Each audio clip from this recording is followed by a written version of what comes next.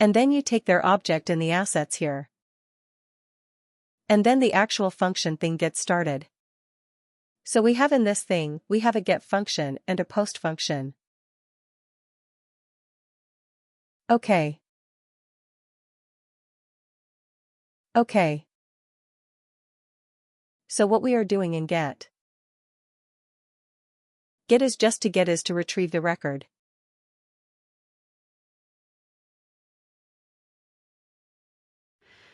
Retrieve any information, be it record or any custom record type or any list or field information, anything.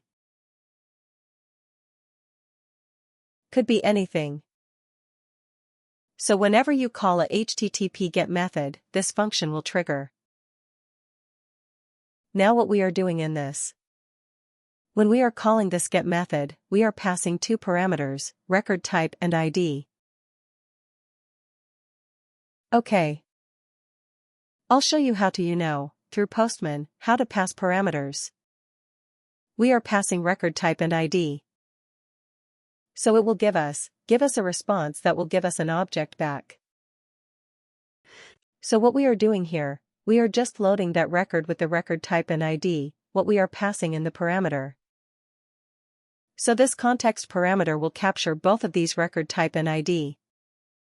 And we are loading that record and returning it to the JSON format. So you'll get object structure in JSON format. That is the response in GET method, which is very simple, just to respond. Now on the post part, what we are doing. We are setting field value. For a particular field which is passed in a parameter. So we have in the parameter what we are passing. We are passing record type. Record. Yeah. So we are okay. Sorry. Not yeah. So we are creating a record in post, the record create. We can do the same operation in put as well, which is for create and post, is for create and update both. So record create. The record type is coming as a parameter and the field name for which we need to set value, is also coming in a parameter. And then we are saving it and returning the record ID. The internal ID, which is generated. So let's say, if I say record type is customer and I provide all the field names, whichever value I have for which I need to set the value, so field name, field value.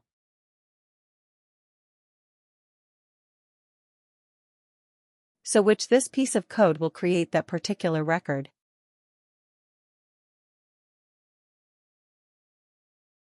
Yeah, we have got the access token generated, everything. I'll come to customization scripting scripts.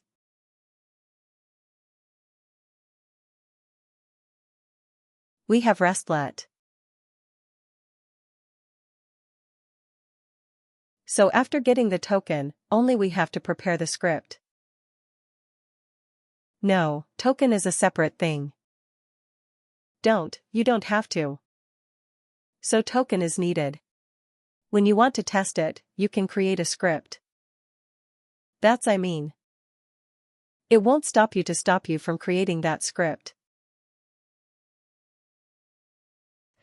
Good token is just to integrate it with any other application. So this part is clear, right? This is same. You come in, put the script in file cabinet. This record will be created. The thing is about deployment. So when you create a deployment here, you give the name and then this ID, right? And then you say deployed and status is released again. And then you have separate log level. And then this is the same audience thing. So as soon as you save it, you'll get a URL and you'll get an external URL, similar to what we get in SuiteLet also, right? Now SuiteLet. External URL will only come when you check this. Available without login checkbox. Otherwise, you'll have only URL. In case of RESTlet, you'll get the external URL. So this is the URL, which we need to use from Postman. Now I will go to Postman.